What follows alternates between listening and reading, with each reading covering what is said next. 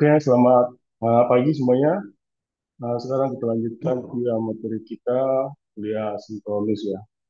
Jadi sebelum kita ini, tolong nanti teman-teman yang untuk BIM 4D-nya ya sudah mulai nih karena minggu ini kan asinkronus ya. Jadi minggu depan kita tolong diperhatikan minggu depan kita sudah bisa eh, menampilkan eh, BIM 4D-nya.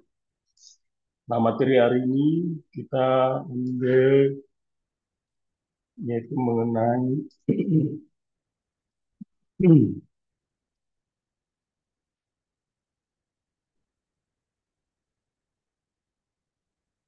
yaitu mengenai apa namanya perencanaan dan pengendalian dengan proyek dengan melakukan administrasi proyek. Jadi di sini kalau kita lihat bahwa memang di proyek itu penting sekali ya namanya administrasi gitu ya. Di mana administrasi ini berperan penting buat kelangsungan dari suatu proyek gitu ya, kelangsungan dari suatu proyek ini. Jadi memang eh, proyek ini kalau saya sendiri ya, saya pengalaman itu administrasi proyek itu tugasnya cukup banyak sebenarnya ya. Kalau kalian nanti mencari kerja di awalnya kerja jadi administrasi proyek, saya kira itu nggak ada masalah gitu ya. Karena di situ semuanya ilmu cukup banyak. Di samping dia harus ikut rapat terus ya. Jadi ikut rapat proyek terus, apa yang dilakukan di lapangan itu tahu nanti jadinya. Jadi kalau saya sih menyarankan kalau kalian nanti ada di proyek, nggak apa-apa kalau kalian pertama bisa masuk ke administrasi proyek ya. Di administrasi proyek ini saya memang sebenarnya membutuhkan orang-orang yang sangat teliti gitu ya. Terutama mungkin para ini ya, kalau wanita ya yang tidak suka di lapangan bisa melihat itu sebagai administrasi proyek sebagai suatu peluang gitu ya, peluang kerja untuk bisa melaksanakan pekerjaannya kalian bisa dapatkan itu kalau umpamanya. Nah, di sini butuh apa sih yang dimaksud dari administrasi proyek itu sendiri gitu ya. Nah, di administrasi proyek ini memang cukup banyak hal gitu ya. Seperti yang disebutkan tadi bahwa ada administrator lah ya. Saya sendiri pengalaman di proyek itu administrasi ini jadi andalan utama kita, di mana dia semua menyusun nih, mulai dari dokumen-dokumen ya, dokumen-dokumen mulai dari pengadaan gitu ya, pengadaan terus mulai dari kontrak ya, sampai mulai pelaksanaan pekerjaan, dokumen-dokumen administrasinya apa-apa aja itu sudah harus masuk tuh. Nah, di sini untuk di proyek ini inilah yang gunanya dia. Jadi biasanya komputernya dia itu lengkap lengkap ya. Pada saat kita minta umpamanya ada permasalahan atau kejadian di satu proyek itu dia biasanya administrasi proyek yang dipanggil sama si manajer proyeknya gitu ya untuk bisa menjelaskan apa sih permasalahan di proyek itu dari segi administrasi. Kadang-kadang administrasi proyek ini juga harus mengerti hukum juga ya. Jadi kalau kalian sebagai administrasi proyek juga mengerti kontrak, mengerti hukum gitu ya. Kontrak hukum itu berbeda dengan uh, kontrak di tempat lain yang berbeda dengan di proyek. Nah, ini adalah suatu peluang yang kalian bisa laksanakan. Contoh dokumen kontrak gitu ya. Jadi dokumen kontrak itu apa sih sebenarnya? Yaitu adalah kumpulan dari beberapa dokumen maupun surat keputusan serta dokumen lelang yang merupakan dasar dan bagian yang tidak terpisahkan dari perjanjian atau kontrak yang akan diadakan itu memang itu ya. Jadi memang ada beberapa kumpulan, banyak sekali dokumen-dokumen lelang ya, mulai pengadaan dan mulai pengadaan. Katakanlah di proyek itu sendiri sebagai kontraktor gitu ya. Sebagai kontraktor lebih rumit lagi ya, karena dia harus mengadakan semua pengadaan subkontraktornya gitu ya. Subkontraktornya itu harus dia uh, lihat semua kalau sebagai kontraktor ya, karena dia harus menangani pengadaan dari subkontraktornya gitu ya. Nah, di situ harus dia benar-benar mengetahui persis bagaimana uh, dokumen-dokumen ini bisa dilakukan dan bisa diarsip dengan bagus, terdokumentasi dengan bagus. Karena apa? Karena saya pengalaman bahwa ada beberapa dokumen proyek ketika ada terjadi dispute, artinya biasanya ada terjadi ada dispute ya, ada terjadi apa namanya terjadi hambatan lah ya, atau ada suatu kecurangan atau apa, atau ada suatu perselisihan gitu ya. Nah, ini dokumen proyek ini menjadi hal yang sangat penting yang kita bisa lakukan dan kita persiapkan. Banyak kontraktor itu gagal menang di pada saat perselisihan ketika dia tidak lengkap dokumen proyeknya. Nah, dokumen proyek ini itu jadi sangat penting, mulai dari dokumen lelang, gitu ya, pengadaannya, pelaksanaannya, sampai kepada apa notulennya. Notulennya itu di rapat itu harus ada gitu ya. Notulen rapat itu harus terlengkap siapa-siapa yang hadir pada saat itu gitu ya. Siapa-siapa yang hadir pada saat itu dan itu harus terdata dengan bagus dan hasilnya apa? Karena itu jadi minutes of meeting nantinya. Nah, di minutes of meeting itu akan dituangkan nanti apabila ada pekerjaan baru. Nah, kalau bila ada pekerjaan baru, itu akan diminta ada inspection instruction ya, instruction itu ya, site instruction dari seorang manajer proyek ya. Karena apa? Karena kontrak konstruksi adalah suatu keterikatan hubungan antara owner dengan penyedia jasa konstruksi atau kontraktor yang tertulis dalam satu dokumen kontrak. Nah, itu dia. Jadi bahwa di situ di dokumen kontrak itu akan ada eh, beberapa para pihak yang terlibat, yang saling mengikat gitu ya, yang saling mengikat dan ini antara baik pemilik, penyedia jasa maupun apa uh, maupun konsultan yang ada di situ di dalam pelaksanaan itu dimasukkan di dalam kontrak itu. Nah itulah uh, dokumen kontrak konstruksi ya. Nah dalam dokumen kontrak juga terdapat di sini ada hak dan kewajiban masing-masing para pihak gitu ya.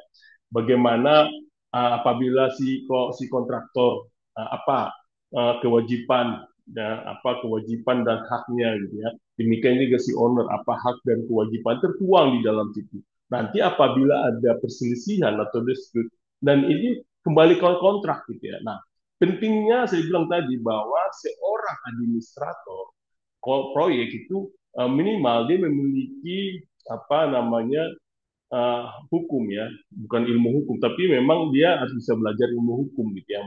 Karena ilmu hukum ini ada berapa kali waktu bahasa kontrak yang harus benar-benar tertuang gitu ya. Kadang-kadang ada yang tidak terbaca dengan pihak lain gitu ya. Itu yang akan menjadikan kontrak itu menjadi istilahnya itu bersayap gitu ya. Oke, bersayap itu tidak jelas gitu ya. Bagaimana ini? Nah, di situ dari sisi orang sebagai administrasi suatu kontrak. Nah, pihak owner juga memiliki administrasi kontrak juga. Si kontraktor juga memiliki administrasi kontrak juga. Jadi memang kedua para pihak ini harus kuat nih, gitu ya. Jadi kalau ada umpamanya terjadi perselisihan ke antara kedua belah pihak, nah mereka itu administrasi kontrak ini menjadi sangat penting ya, perannya itu penting sekali untuk bisa melanjutkan suatu pelaksanaan, gitu ya. Apa fungsi dokumen kontrak ini? Nah, fungsi dari dokumen kontrak ini jelas ya. Tadi adalah sebagai tanda legal antara para pihak yang terlibat dalam melakukan kewajiban masing-masing. Jadi ada fungsi legalnya, fungsi hukumnya sudah ditanda tangan para pihak, baik kontraktor maupun owner. Apabila si kontraktor menyalahi dari aturan yang dibikin dalam kontrak, si owner bisa mengklaim. Demikian juga apabila si owner menyalahi dari isi kontrak, si kontraktor bisa mengklaim. Nah, itu akan terjadi di satu pelaksanaan pekerjaan. Nah, juga di sini ditentukan adanya jenis-jenis kegiatan pekerjaan serta prosedur yang akan digunakan itu apa aja. Jadi di situ akan muncul tuh apa namanya jenis-jenis kegiatan dari setiap item-item pekerjaan apa yang akan dilakukan oleh kontraktor gitu ya yang akan dituangkan di dalam kontrak tadi jenis-jenis kegiatan dan juga pembayaran ya di situ juga masuk di situ pembayaran kapan boleh pembayaran kegiatannya apa aja ada post major apa apa aja itu harus detail gitu ya nah si fungsi si orang administrator kontrak ini ya itu sangat harus memahami gitu ya. Bagaimana fungsinya supaya dia membantu si manajer proyek gitu ya. Dia akan membantu manajer proyek untuk bisa memberikan masukan karena manajer proyek itu dia kan sebagai leader ya, sebagai pimpinan gitu ya. Dan dia harus bisa mengetahui gitu ya. Walaupun dia harus bisa, dia yang akan mengambil keputusan di dalam suatu proyek itu, tapi dasarnya adalah dari administrasi tadi, gitu ya, dari administrasi itu. Juga akan mendefinisikan risiko-risiko serta penanggulangannya. Nah, di situ akan muncul nanti risiko-risiko apa-apa aja gitu ya yang akan dilakukan. Ya, contohnya risiko tadi force major, risiko konstruksinya apa-apa. Nah, itu bagaimana cara menangani? Bagaimana? Nah, itu bisa didiskusikan ketika ada istilahnya pada saat dia pengadaan sebelum memenangkan suatu pekerjaan ada namanya unleasing. Nah, di dalam unleasing ini si kontraktor bisa menanyakan hal itu. Kira-kira risikonya bagaimana? Siapa yang akan menanggung risiko ini? Karena ini ada biayanya umpamanya. Nah, dengan adanya biaya demikian, maka si kontraktor bisa mempertanyakan hal itu. Nah, itu harus jelas gitu ya. Jangan didiamin gitu ya. Banyak kontraktor diam ketika ada masa unleasing dilaksanakan dan itu ketika ada permasalahan si kontraktor tidak bisa berbuat apa-apa karena dia sudah terikat dengan kontrak gitu. Di kontrak itu tidak berbunyi bahwa ada klaim untuk yang dia lakukan ketika kembali ke pelaksanaannya dan dia akan rugi ya. Jadi memang baik kontraktor maupun owner itu harus saling mengetahui gitu ya dari sisi administrasi.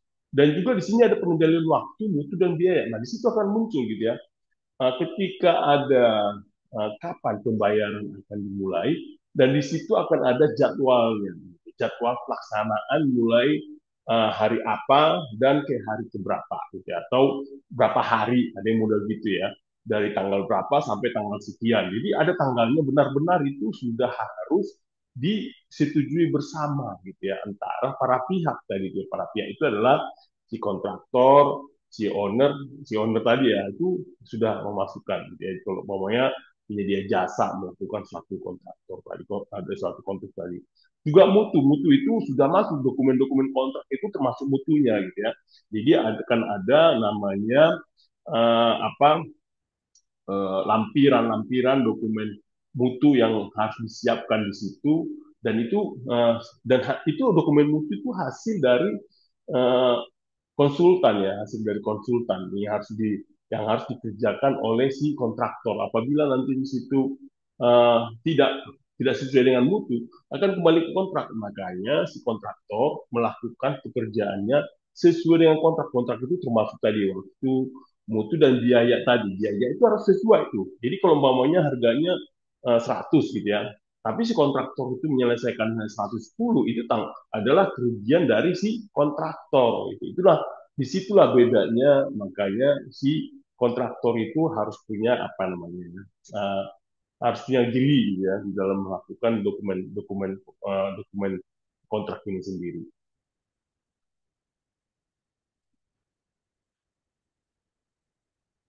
Nah, secara umum dari isi dari dokumen kontrak itu apa-apa aja itu ya. Satu, surat perjanjian. Nah, surat perjanjian itu ada tuh dokumen kontrak, surat perjanjian antara para pihak.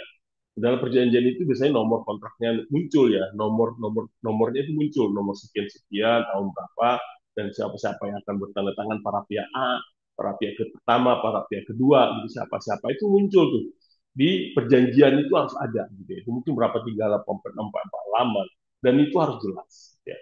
Kedua adalah surat penawaran. Nah, berikut kuantitas. Jadi surat penawaran itu berikut dari hasil dari setelah tadi pengadaan, setelah selesai pengadaan. Katakanlah pengadaan dia menang kontrak gitu ya. Setelah menang kontrak dan itu akan disusun ulang gitu ya.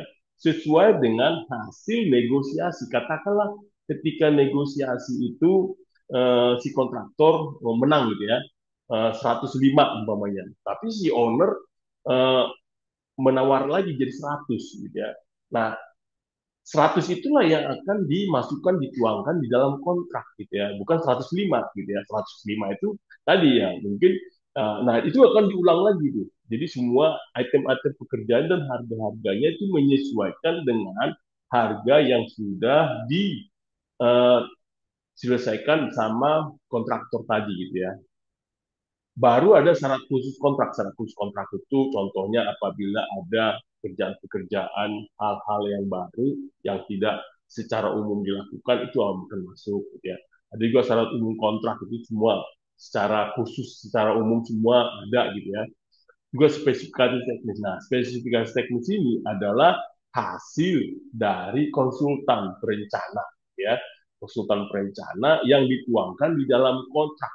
Ya, semuanya itu harus muncul, mulai dari pembesian, jenis tulangan, dari berapa mutunya, apa yang akan dilaksanakan, dan semua itu masuk semua, ya, apa-apa aja yang akan dimasukkan di dalam spesifikasi teknis. Nah, ini kalau tradisional, gitu ya. Tradisional itu selalu muncul, kontrak tradisional selalu muncul spesifikasi teknis itu jelas. Tapi kalau desain and build, nah, kalian juga harus mengerti namanya desain and build, ya. Nah, kalau desain and build, dia spesifikasi teknisnya hanya muncul ketika ada basic design. Nah, DED-nya itu dikerjakan sama si kontraktor, ya. Kontraktor yang ngerjainnya. Jadi, kalian agak paham sedikit supaya perbedaan antara hal ini. Jadi ada perbedaannya di situ. Dan juga gambar-gambar. Nah, gambar-gambar ini muncul dari si perencana tadi ya. Perencana itu akan mengeluarkan gambar nih, semua gambar dari A sampai Z itu semua tuh dari segala macam potongan, potongan A, B, C, D, semua dilakukan semua ya. Dan itu harus disetujuin sama si owner gitu ya. Harus disetujuin sama si owner. Perencana menggambar segala gambar dan setuju sama owner, dan itulah akan dihitung oleh si kontraktor dan tidak boleh berubah. Apabila berubah pun harus minta persetujuan. Ya. Jadi tidak boleh kontraktor merubah seenaknya gambar gitu ya. Dan itu harus sesuai. Walaupun seandainya di lapangan berbeda dan itu harus didiskusikan gitu ya. Katakanlah dia menang. Ketika dia menang, si kontraktor ini melihat bahwa ada perbedaan nih dari gambar dengan kenyataan di lapangan. Si kontraktor itu bisa apa namanya melakukan perubahan desain dengan persetujuan dari si owner tentunya, dan itu didiskusikan, dan itu harus didiskusikannya sama konsultan ya, konsultan pengawas pada saat itu juga. Dan juga dokumen-dokumen lainnya, contohnya asuransi, SPPJ, BHPP, BHPP, dan lain-lain, itulah yang disebut dengan namanya dokumen kontrak gitu ya. Isi dari dokumen kontrak itu bukan hanya sistemnya, jadi banyak sekali gitu ya hal-hal yang harus jangan, dan itu sebagai administrasi kontrak sebagai administrator gitu ya. Ini harus benar-benar menguasai gitu ya. Kalian itu bisa juga ketika di proyek bisa melamar jadi administrasi kontrak. Saya punya banyak gitu ya. Karena buat saya dulu di proyek itu dia orang masih muda-muda gitu ya. Berapa tahun pengalaman gitu ya. Dia langsung melamar jadi administrator. Kita bimbing dia gitu ya. Kita bimbing nanti kamu akan menyimpan ini nanti. Jadi akan dibimbing sama seniornya, di mentoring biasanya sama seniornya yang ada di situ, baik sana manajernya maupun biasanya bimbing itu adalah manajer proyeknya ya. Karena manajer proyek juga butuh juga orang gitu ya. Itu harus benar itu administrasi kontraknya. Kadang-kadang saya karena proyeknya besar, saya sampai 2 atau 3 orang gitu. Itu sebagai administrasi kontrak itu bisa membackup saya gitu ya. Kalau enggak nanti apa bisa sulit gitu ya pelaksanaannya, dan ini memang harus dilakukan gitu ya. Nah, apa sih aspek-aspek yang harus kita pelajari di administrasi kontrak ini? Pertama, aspek teknis. Jadi aspek teknis di situ harus tahu lingkup pekerjaan. Nah, lingkup pekerjaan kalian harus menguasai lah gitu ya. Apa-apa aja sih lingkup pekerjaan di dalam satu proyek itu sendiri, mulai A sampai Z itu sudah mengetahui gitu ya. Eh, Juga waktunya. Nah, waktunya itu bagaimana? Kurva S-nya apa, metode pelaksanaannya. Nah, sebagai kontraktor ini harus menguasai nih metode pelaksanaannya. Solo owner sih nggak begitu memahami dia ya. Tapi dia kan pemilik. Nah, itu si kontraktor harus benar-benar memahami metode pelaksanaan apa. Dan itu harus dituangkan tuh. Biasanya konsultan biasanya sudah mengeluarkan juga sih konsultan ya. Tapi kadang-kadang konsultan kan tidak begitu detail. Nah, detailnya itu dilakukan oleh kontraktor tadi ya, metode pelaksanaan. Nanti dia minta jadwal pelaksanaan, juga cara dan metode pengukuran ya, pengukuran pada saat pelaksanaan di kontraktor itu ada namanya opnam, gitu ya. Opname itu artinya adalah uh, menghitung ulang hasil yang sudah dikerjakan, gitu ya. Menghitung ulang hal-hal yang sudah dikerjakan apa-apa saja, gitu. Dan itu akan menjadi harus jadi masukan sebagai seorang administrator kontrak. Nah, juga di aspek hukum, gitu ya. Aspek hukum di sini adalah harus ada contohnya tadi ya, harus bisa mengetahui juga tentang penghentian sementara pekerjaan. Kenapa?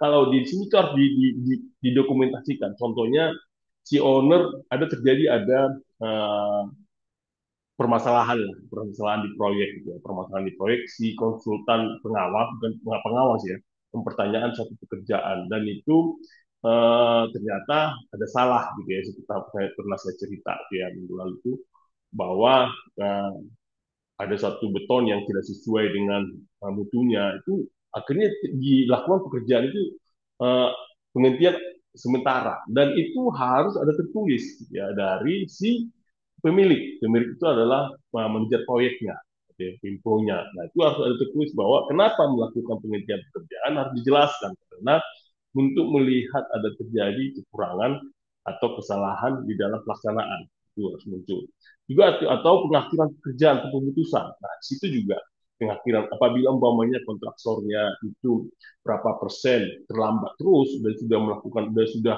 diberikan suatu peringatan satu dua tiga tetap juga salah dan itu akhirnya si owner melakukan pengakhiran pekerjaan atau pemutusan sepihak juga bisa atau proyek sudah selesai gitu ya sudah selesai itu nggak ada masalah ya. Artinya pekerjaan itu pemutusan itu FHO itu sampai FHO udah selesai proyek close gitu ya tutup dan itu determine lah ya determine dan juga proyek itu bisa sudah selesai.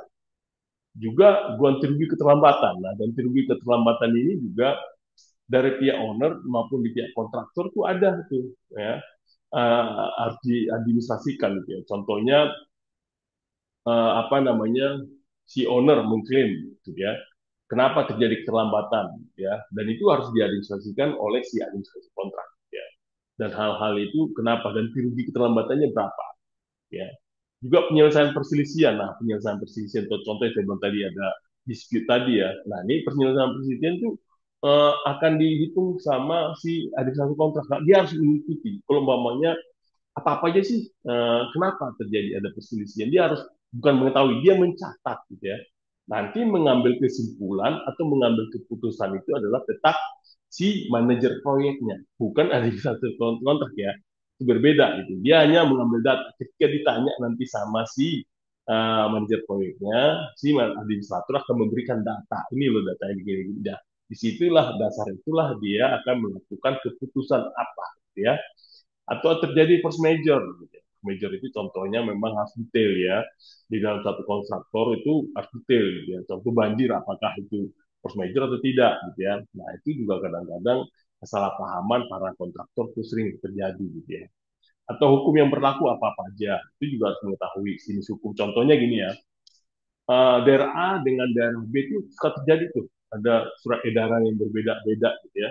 Dan itu si administrator kontrak juga tahu tuh setiap pembawanya surat edaran. Contohnya gini, saya pernah mengalami satu proyek, ada surat edaran dari bupati bahwa si kontraktor wajib membangun jembatan. Nah itu kan wajib membangun jembatan untuk bisa melaksanakan pekerjaannya gitu ya. Dan itu harus disesuaikan karena kan tanda tangan semua para pihak pada saat itu. Dan itu si si administrator kontrak harus memberi masukan kepada si manajer proyek dan juga mengingatkan gitu. Dia juga timekeeper gitu ya istilahnya gitu ya kepada si pemilik proyek ini gitu ya.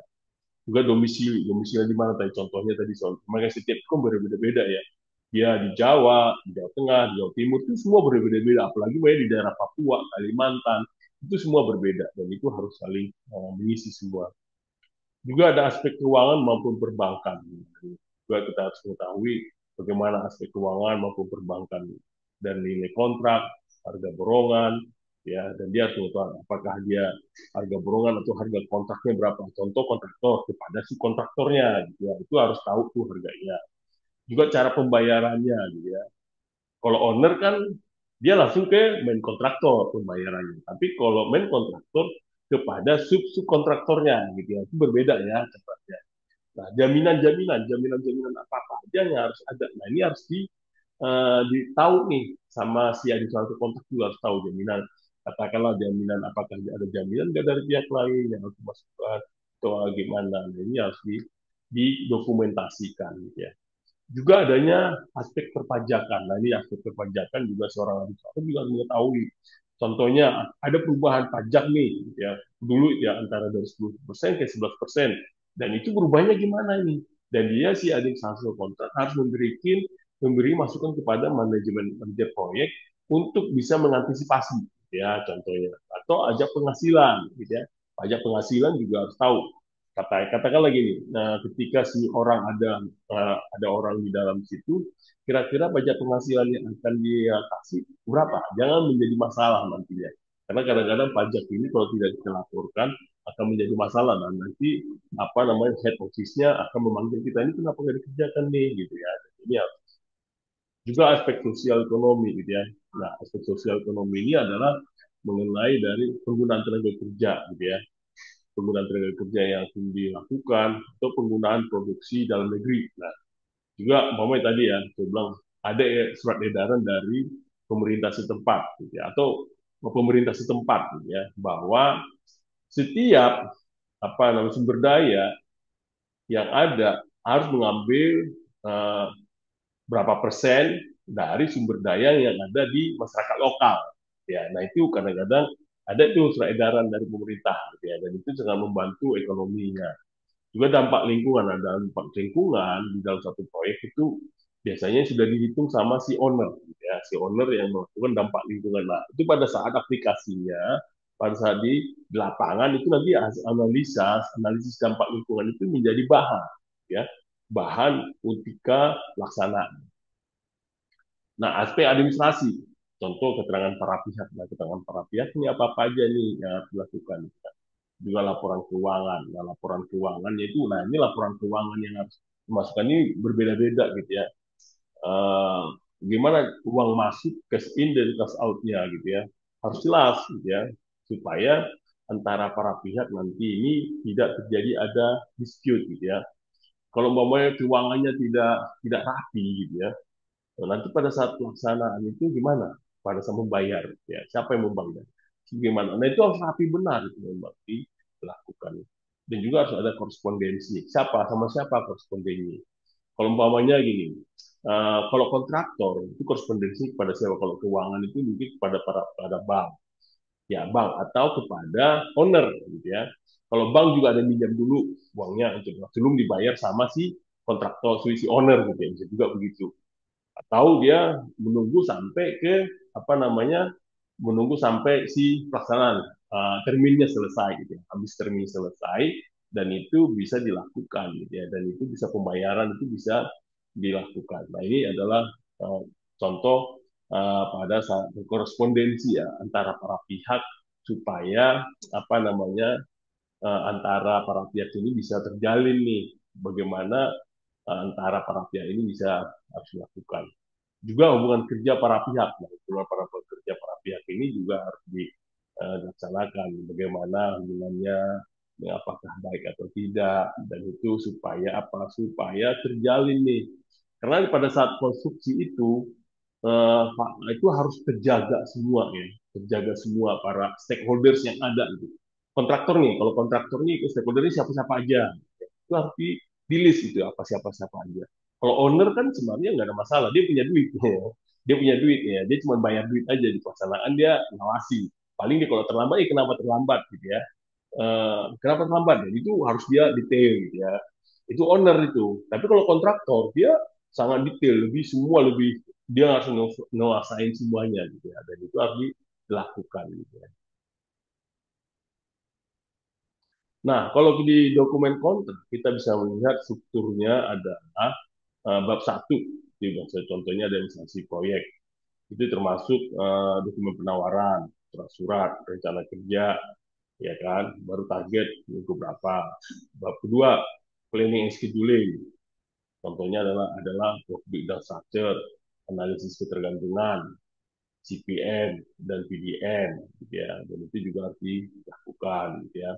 Uh, Terus juga pengendalian biaya. Nah, pengendalian itu checklistnya ada perhitungan rekap, analisis harga, siapa yang melakukan, perhitungan RAB, dokumen-dokumennya apa, perhitungan bobot, durasi pekerjaan dan jumlah pekerja, membuat manpower harian, membuat kurva S harian, juga gambar desain. Nah, ini harus masuk nih. Jadi ini bagian-bagian yang harus dia seorang administrator kontrak itu bukan hanya apa, tapi juga detail dari setiap pelaksanaan itu dia harus memiliki gitu ya. Dan dia harus target-targetnya itu harus dimasukkan dan itu setiap rapat itu selalu dibicarakan gitu biasanya ya. Dan biasanya apa administrator kontrak itu selalu dekat dengan manajer proyek gitu ya, manajer proyek kemarin dan itu dia akan mencatat semua kegiatan-kegiatan pada saat rapat itu apa-apa aja nih gitu ya dan itu dia harus lakukan.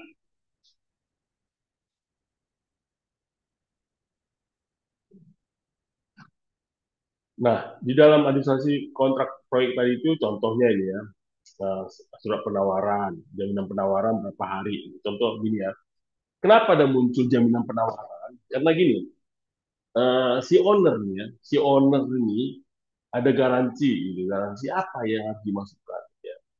Garansi performance, gitu. Performance garansi namanya, jaminan pelaksanaan. Gitu.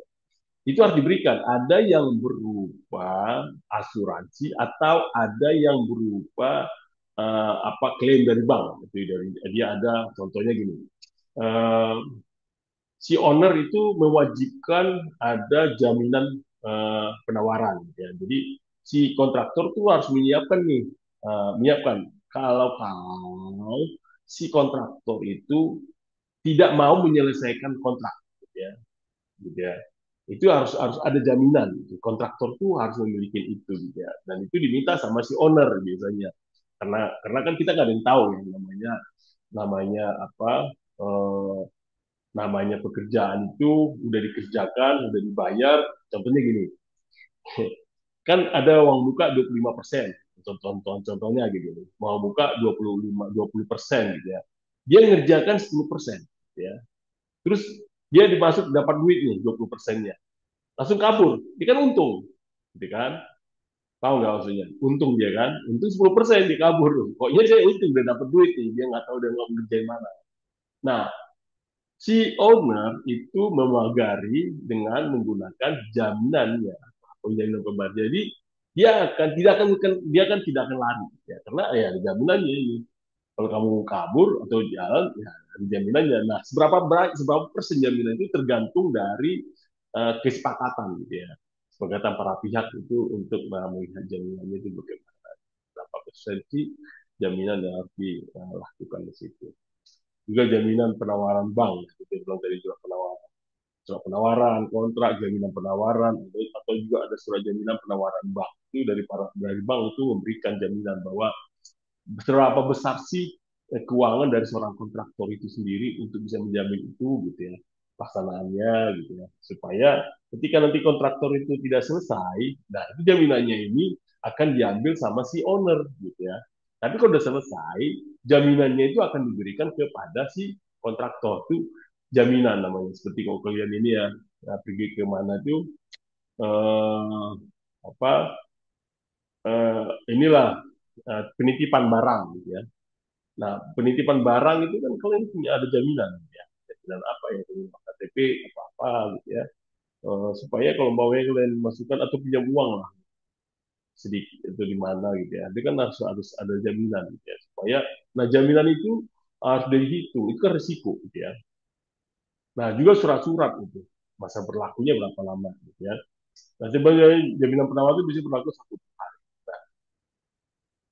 Ada juga yang disebut namanya fakta integritas. Nah ini kenapa ini muncul fakta integritas? Karena fakta integritas itu adalah komitmen dari si kontraktor untuk melaksanakan pekerjaannya, gitu ya. Jadi harus dibikin itu tertulis. Jadi ada juga fakta integritas supaya kontrak atau dokumen-dokumennya ini tidak dibawa lari atau dikeluarkan ke pihak lain, ya ke pihak lain itu juga ini apa namanya uh, bermasalah gitu ya. Surat pernyataan. Nah, surat pernyataan harus tahu apa-apa aja nih masalah tentang surat pernyataan tentang penyelesaian pekerjaannya. Gitu. Dari surat pernyataan apa yang harus dilakukan.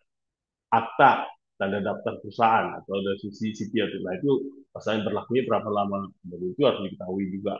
Ada aktenya itu harus ada yang, sekarang kan modelnya harus asli gitu ya. Tunjukkan aslinya kalau ada gitu ya. Kadang-kadang fotokopi gitu ya. Saya kemarin itu saya ada kontrak gitu ya. Kontrak tuh harus menunjukkan yang asli gitu, ijazah. Saya harus bawa hanya untuk 5 menit aja untuk menjelaskan ini dibawa ini, dan itu pulang gitu ya. Nah itu sampai sedemikian gitu ya. Jadi memang surat-surat akta semua itu harus tahu aslinya. Kalau nggak ada aslinya, mereka kadang-kadang ada yang cari kesalahan gitu ya.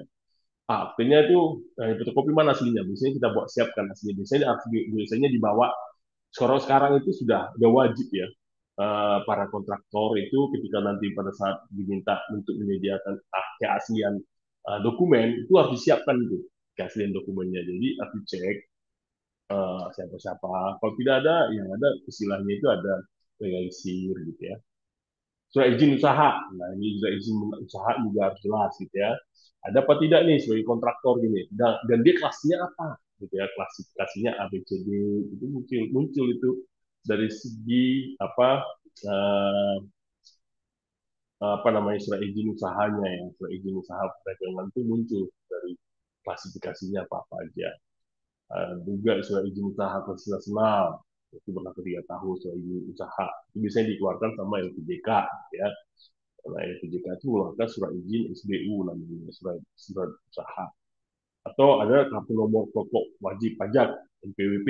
NPWP ini juga harus memiliki. Karena apa? Nanti ketika ada tagihan pajak itu di nomornya itu muncul. Gitu ya. Ada juga mengenai surat keterangan bank. Nah, tadi surat keterangan bank itu biasanya ya buat para kontraktor itu untuk jadi jaminan ya, surat jaminan dari bank.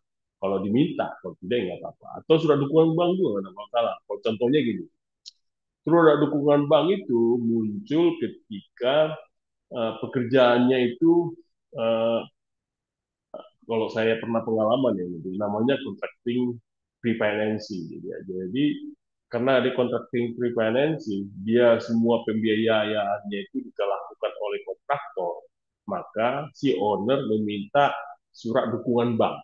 Gitu ya, surat dukungan bank. Nanti bank itu kan akan memberikan dukungan bahwa dia mampu membiayai proyek itu. Ya, mampu membiayai proyek itu. Gitu ya. Jadi dukungannya bank. Jadi ini itu risiko gitu ya. Jadi kalau umpamanya ternyata dia tidak selesai, itu tidak mampu ya, ini akan diambil gitu sama pihak owner karena ada risiko tadi. Ada juga surat keterangan badan usaha SPU ya. Juga tadi ya surat keterangan badan usaha tadi yang dari BPJK ya. Surat keterangan pengukuhan pengusaha kena pajak, surat keterangan fiskal. Nah, itu masalah fiskal, masalah keuangan juga, surat bukti wajib pajak. Nah, itu wajib pajak itu tiap tahun ada tuh, selalu muncul. Jangan sampai berapa tahun ternyata wajib pajaknya ada yang nggak kelewatan. Nah, ada satu kontrak itu tuh di situ tuh. Jadi sangat jelimet detail gitu ya. Nah, kalian perempuan itu ya, mungkin bisa ngambil karir di sini juga nggak apa-apa. Cukup bagus ini ya. Untuk kalian bisa mengambil karir di sini. Banyak sekali banyak karir yang ngambil itu ada 100 kontak. Jadi menguasai di situ aja cukup ya. Juga tanda bukti anggota gapensi. Nah, kalau ada biasanya untuk gunanya kalau apa? Kalau gapensi atau tanda anggota uh, haki atau kontraktor atau apa gitu ya. Itu banyak juga ya. Daftar personil perusahaan. Nah, siapa-siapa daftar personilnya itu jelas ya. Dan itu harus ada namanya, tempat tinggal di mana, karena apa? Karena kontraktor atau owner ini suka gini ya, bukan curiga gitu ya, harus memastikan siapa sih orang-orang perusahaannya itu gitu ya. Jangan sampai nanti dikerjakan sama orang lain ya, bukan kontraktornya. Jadi itu akan merugikan si owner, si pelaksana atau si pemiliknya. Itu kayaknya muncul nih data-data si personelnya gitu ya. Juga struktur organisasi perusahaan. Struktur organisasi perusahaan siapa? Mulai dari pimpinan, wah sampai semua itu harus masuk. Juga ada formulir isian penilaian kualifikasi pekerjaan pemborongan, sukan barang dan jasa lainnya. Juga syarat-syarat lainnya tentang rencana kerja dan syarat-syarat itu juga harus masuk. Jadi ya kalau ada rencana-rencana. Nah inilah bagian dari administrasi kontrak. Ya. Kelihatannya sederhana, tapi pelaksanaannya memang dia harus siap gitu ya, membukukan gitu ya. Semua dokumen-dokumen itu dia harus punya lemari khusus gitu ya.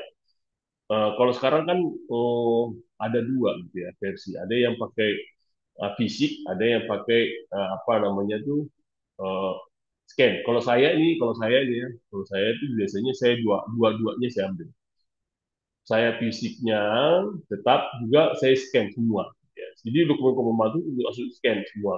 Jadi harus masuk datanya, itu harus masuk. Jadi semua lengkap, gitu ya, dari sisi fisik maupun dari sisi scanningnya. Artinya PD apa yang soft copy-nya gitu, soft copy-nya scan gitu ya.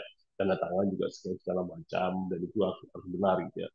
Dan itu harus ada dari sisi kontraktor sekarang itu kan sudah ada apa namanya itu scanner ya yang bisa scan buku satu buku gitu ya, tinggal satu buku saya udah pernah gitu ya, satu buku saya tinggalin aja langsung di scan sama di selesai.